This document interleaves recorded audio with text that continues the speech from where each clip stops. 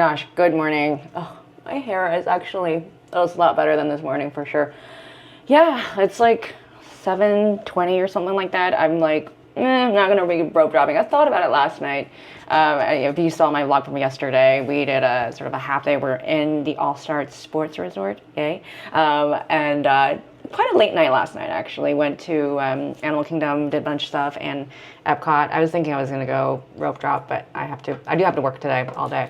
But if you saw my curling my hair, this is not sponsored, obviously, I found the best hair curler. This is like literal, my hair does not curl at all. There's no way, but tried and true, trials and tribulations, finally found one that actually works. This one is on Amazon. It's like not that expensive. I know that there's like the Dyson self curler that's like thousands of dollars or whatever. Yeah, that's for like 50 or less than that. It's got like an inner coil. It just kind of like, you just put your hair in there, and then there's like a left and right button. And I thought I was going to have such a hard time with using my left hand, which is my non-dominant hand. Not a problem at all. There's like a heat guard, so you're not burning your hand or your ears or anything like that. So it's like nice and safe to use. So anyways, this one I'm obsessed with. So yeah, I was like, I woke up. I didn't really sleep well last night, really. I don't know. The bed's really comfortable. They gave you a ton of pillows, but I think I was just kind of like, I don't know, just Disney jitters, you know. Just got that, oh, I gotta get up and do stuff. And I was like, maybe I should just hop in the park, do a little bit of rope drop and get some of the stuff I haven't done out of the way. Yesterday, Guardians was down all day. It was pretty insane. By the time I left the park, it was after park closing, really. It was still like 120 minutes. And then I did the new test track, and I mean, it's okay. I don't know. Last night, the first impression wasn't the greatest. I thought it was more like a GM infomercial, but I'll ride it again. I did single rider. The ride was up and down for a little bit. I think they were still having trouble with having it being operational all the time. And so, you know, when I looked at the wait time, it was 135 minutes standby. And then it kept on going up and down. I was like, no. I know I'm going to miss a bunch of the queue, but just decided that I was going to do single rider anyways. So single rider was like 40 minutes, even including the downtime, a little bit of downtime. So I was at the loading gate, and they're like, oh, we're having issues. I'm like, oh my gosh, that's just my luck, right? You get to the loading gate, and then that's it. The ride goes down. But yeah, and then after that, just did, Remy, single rider. If you've done Remy, I would definitely take advantage of that. So that's like 2 minutes off and around. It literally walked on. It was great. And then last ride I did was Frozen. Again, just 15 minutes at like 8:58 when I was joining the line. It was so, I totally forgot how many countries are between France and Norway. And I was like, oh, I have a little bit of time, and just kind of like watching a little bit of Luminous as the fireworks are going off. And then I realized, oh my gosh, you have to walk all the way around, pretty much all of it, around the World Showcase Lagoon. So I do have the GEO-82 dinner around 6 tonight. So I mean, that's so far away right now, and it feels really, really late. But we'll see how I feel. Maybe we'll do that, and then I do want to check out the Starlight Parade, the nighttime show over Magic Kingdom, but it just feels so late. Getting out of Epcot last night took a while, and you know, with Magic Kingdom, I guess I don't have to deal with the monorail or the ferry or anything like that, just the buses, so hopefully it's not that bad. All right, time to get some work done. But I noticed in the All-Stars Resort, there's not a lot of hidden Mickeys. Like, if you've seen my vlogs from Disneyland Hotel, there are hidden Mickeys everywhere. But I did manage to find, I don't think you can see it, but there are little Mickey patterns all over the coffee cup. So that's so cute. All right, time to get some work done.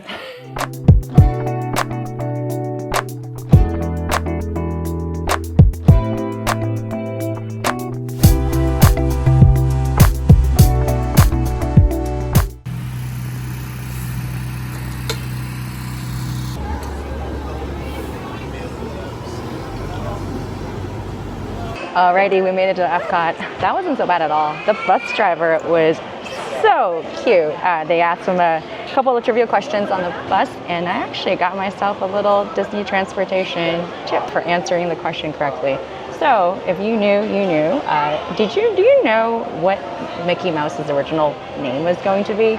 Let us know in the comments below. And do you know why he's now Mickey Mouse and not what the previous name that Walt had in mind? Thank goodness that didn't happen. So it looks like Spaceship Earth is officially closed for a lengthy refurbishment. They've been talking about that for a little while. I'm not sure what's in the plan. Don't know if they're gonna overhaul it. They had some plans before, but I'm pretty sure they scraped that. So don't know what they're probably just gonna be touching up some paint or whatever the case might be. But we can't. I don't know if they announced a return date, but we can't wait to say thank you to the Phoenicians again.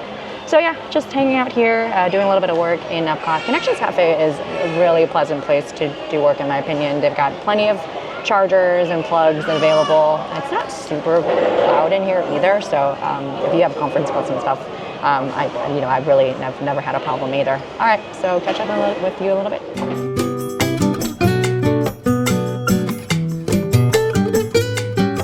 It's been a hot minute since I caught up with you, so finished pretty much the day's work here in EPCOT. So now it is time to play, but it's a little bit past 5 o'clock.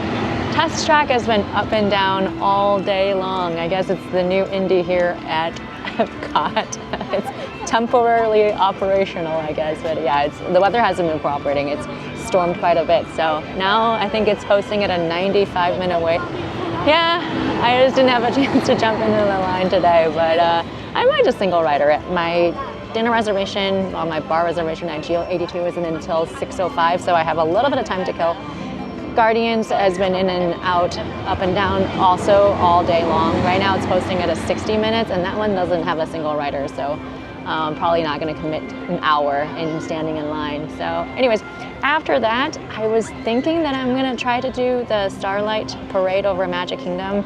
I'll check the weather. It looks like it's okay. It should hold, but you just never know. These things are always weather pendant. So, all right, well, maybe I think I should have enough time to single rider at once and just kind of like see if my opinion changes since last night when I rode it for the very first time. All right, let's do that. That'll put me probably right at time for GEO-82, so let's go.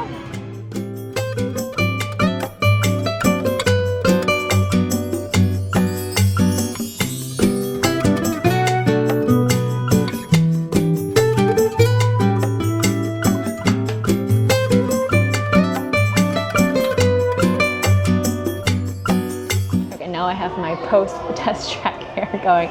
Okay, I will admit, second time I rode it, my opinion's changing just a little bit. I think there's still quite a lot of dead space in the ride, but I kind of do appreciate that your vehicle is one of the voices that you're hearing, and they're talking about innovation, how we are looking for the future, what futuristic ride vehicles might look like. And the end scene, I finally understood what they were talking about. You're like on a hovercraft or something, you're kind of like gliding through space into the tunnel, out into the true thrilling part of the ride. I think my opinion is changing a little bit.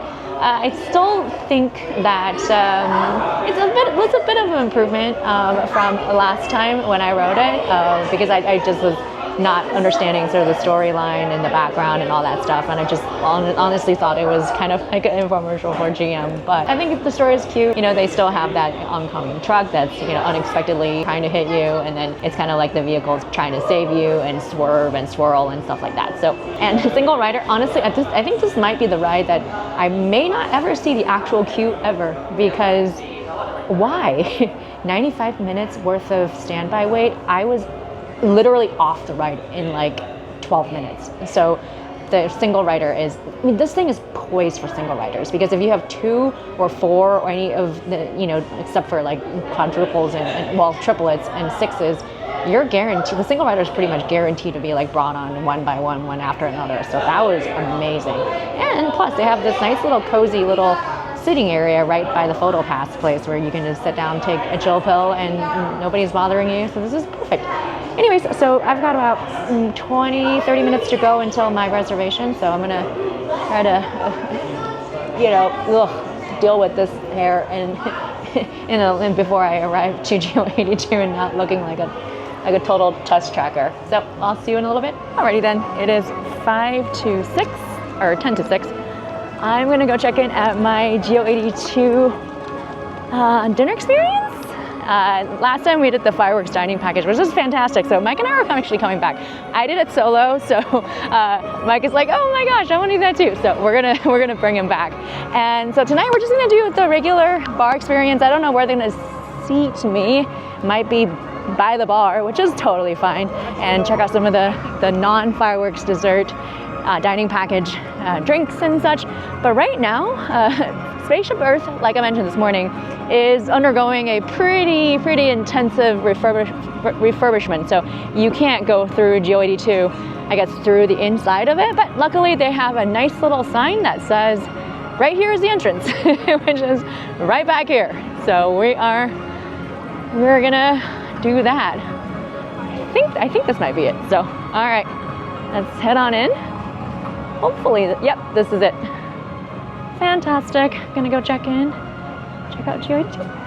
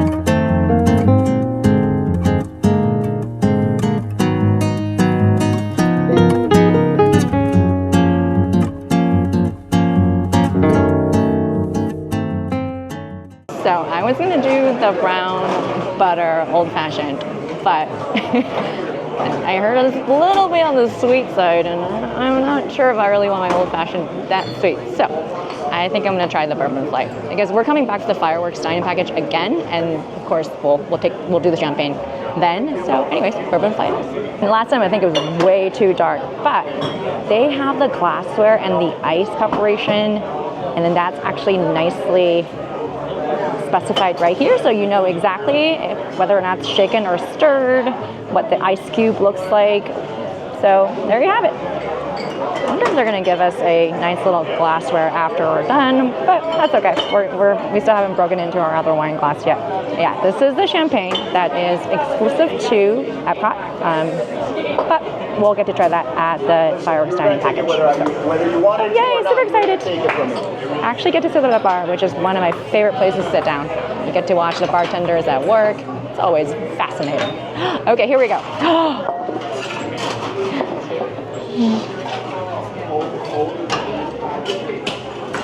Aha. Ooh. Okay. What do we have? All right.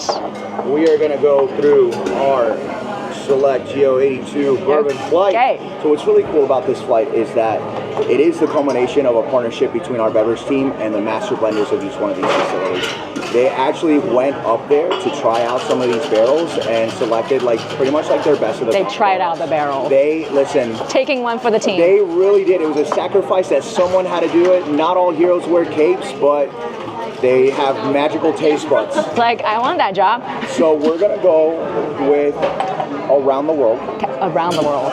And that GEO-82 symbol right there, that's going to be the fireworks of that flight. That's going to be the stag. But we're going to start over here with the Uncle Nearest. Now, okay. Have you I've not had the Uncle Nearest. Have you heard the story about Uncle Nearest? I don't know the story. No? Okay, so what's really cool is, Jack Daniels, the father of I do know whiskey, that one. Yeah. Well, did you know that he was taught how to distill whiskey by an African-American slave? I did not know that. So he is now noted as the first African-American master distiller. Oh. His name was Nearest Green. Okay. So they actually found this information out in the last couple decades. And so in honor of his legacy, they opened up the Uncle Nearest distillery to celebrate the pinnacle of what Tennessee whiskey is all about. Amazing. So his great-great-granddaughter, name's Victoria Edie, right here. She'll have a signature right there. She actually is the first female African-American master distiller here in the United States. And the Uncle Nearest distillery has like the fastest growing whiskey in the United States for over the last 6 years. I'm gonna have to check that out. You'll actually see that she actually signed an official bottle on your way out. Which is super cool. You're going to get some really, really nice charcoal notes to it from the distilling process that they use in Tennessee. But some people actually tell me that they taste a little bit banana in there, which is really nice, which is super cool. So try it out. This bottle is going to be 115. Nope, we're back to the 124. So this is going to be a 124 proof. So it's going to definitely wake up your taste buds. Has a little bit of bite. Yes. Okay. But it's going to be so delicious. Excellent. Now, moving back here, you're going to have your Woodford Reserve. My favorite. Yes, so this one's 90 proof. It's going to be as oaky as your typical Woodford Reserves. This is a blend of 2 barrels that they selected for GEO-82. Okay. And then we're going to move to the Blantons. Now, out of all 4 of them, this is probably the sweetest one as well. It's probably the most approachable one out of the 4. So it's 103. Now, Blanton's standard is already hard to get. That one's already 93 proof. Okay. The gold is aged a little bit longer to 103 proof. Okay. You're going to get some really nice caramel and honey notes out of this one.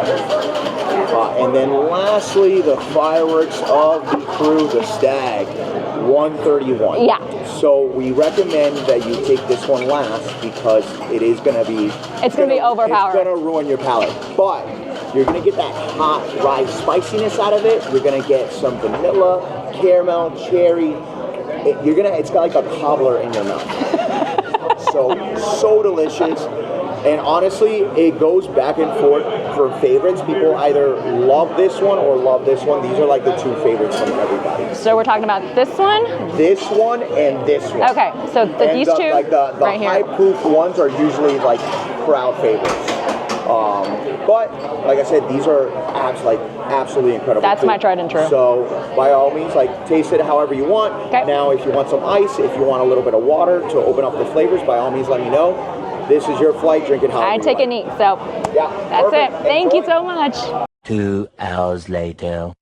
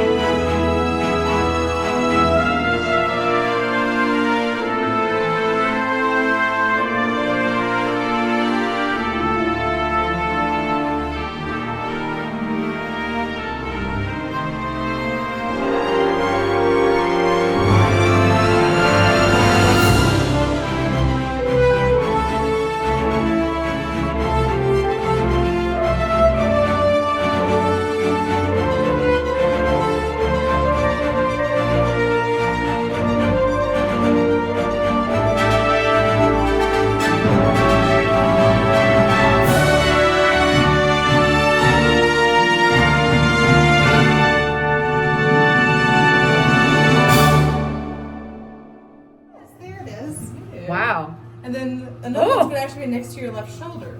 Over in this area here. Oh, I see it now. Oh my gosh. Literally 3 hours later, I just left EPCOT. So we went to the GEO-82 for just a drink, and then turned out to be multiple drinks.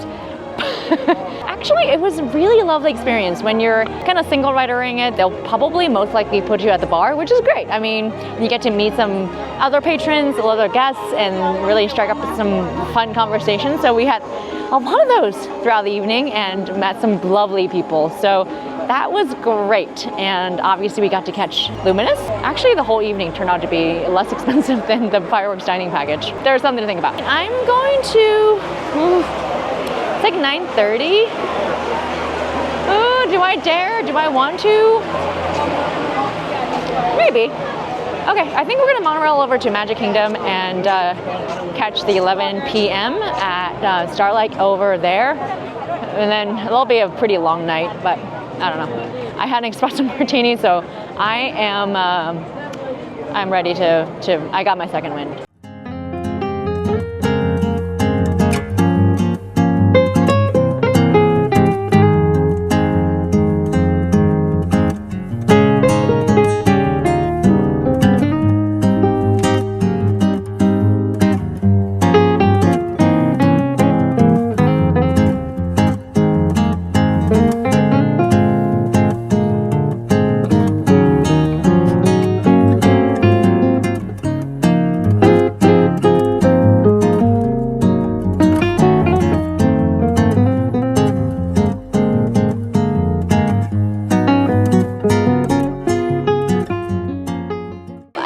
Magic Kingdom.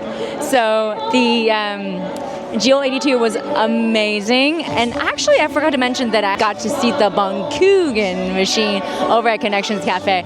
So now I am waiting on the parade, the Starlight Parade. I thought I wasn't going to be, and have enough fuel to do that, but the espresso martini absolutely did that.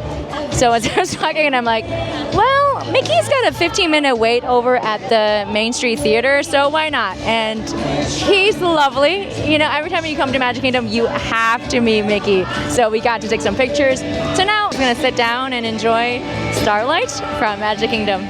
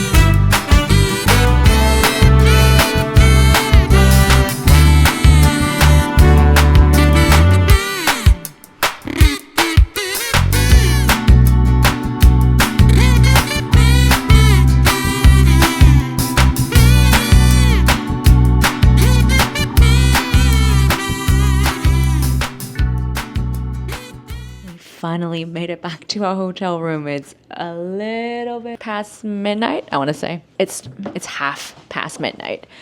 The egress out of Magic Kingdom leaves something to be desired. I think it's because of the busyness of the transportation system out of Magic Kingdom. It is busier for sure than Epcot. So it took us a little while to get back. I think they had some of the buses stacked initially, and then I think there was a huge gap. And then obviously people were like, oh no. They saw all the other All-Stars resorts, music and movies go by, but then, the sports just never came. But anyways, so they finally got it together. At the end, they had a couple more buses lined up, so guests were able to leave Magic Kingdom. But I had a great day today. Obviously, I worked the full day and then had to, and then just spend a good chunk of the time over at GEO-82. This time just at the bar by myself, got to talking with a bunch of guests and other patrons that are going to the bar, and the drinks were wonderful. I had a really great bourbon flight and a couple other drinks as well. I was eyeing that the brown butter old fashioned, but then at the end of the day, I was just like, you know what? I was just gonna go straight to the bourbon instead. So that's what we did. And yeah, I got to linger around for a little bit, like 3 hours, watching the Luminous from the bar seat, which actually turned out to be a really good seat. So, the fireworks dining package obviously has its advantages. You get to have the charcuterie board as well as dessert, and the drinks are included. But that the time limit is actually quite strict. So, your check-in is around 8, and then usually by like 9:10, 9:15, the bar is, wrapping up. So again, do this information as you please, but the view, obviously this, I think they've fixed something, because last time when we were here, I'll link that in the description down below, during our fireworks dining package, they turned on the light around like, I don't know, like 9:10-ish. So right before the finale of Luminous, this time they kept all the lights off. You still got the crystal ball lights, kind of not totally dark. Obviously, they still have to operate, so you can't really have a completely pitch dark environment. But it was a lot better. So you can definitely, it was a lot darker this time around. And after that, we trucked over to Magic Kingdom. I was like going the wrong way, really, as I was like, wait a minute, there's security desks. So definitely facing the wrong way. So I turned around and went right back into the other side of the monorail. So caught that into Magic Kingdom and caught a little bit of the end of Happily Ever After. And obviously didn't have the best view, but it was but still, you got to hear the music and see the fireworks and everything. But right before the firework ended, I decided to meet Mickey. So we got a great picture of Mickey. Weirdly enough, over in the Main Street Theater, they didn't have like a human photo pass individual. They just had these like machines where you like tap the magic band and everything afterwards. But since I was pretty much the last guest in line, the cast member was able to take over. She took over my phone and took some pictures. Come to find out that I saw the photo pass stuff in my Disney Experience app, and it was all of the other people. So if I hadn't given the cast member my phone to take my picture, I didn't even, it would have been somebody else's pictures the whole entire time. So I was like, you know what? Everything happens for a reason. After that, we got to watching the Starlight Parade. Really enjoyed it, actually. I like the theme music, and they did some renditions of the different animations. I think they had, obviously your bangers, your Frozen, your princesses, and your Fab Five. And then they also had, say Peter Pan and Wish. They didn't have a lot of the dancers as opposed to Paint the Night over in Disneyland. I think that one is more like a party theme. This one's actually just, very pretty, very, just chill parade, if you will. They didn't have like the lights reflecting on the faces like the one in Disneyland. So you couldn't really see the performers as they were kind of going back and dancing. But the costumes were beautiful, and they had a lot of princesses, and the vehicle, the right floats are really, really well designed. So I enjoyed it. Actually, really enjoyed that parade. So took a little while to get back, but hopefully you enjoyed my little sort of like another resort day here. Half work day, half resort day, a little bit. Mostly spent in Epcot, actually, to be honest with you. Didn't get to ride Guardians. I think the ride was just like a really, the wait time was insane. So I was just like, you know what, we'll come back the next time. I hope you enjoyed my little solo vlog here. I will see you in our next vlog. Bye.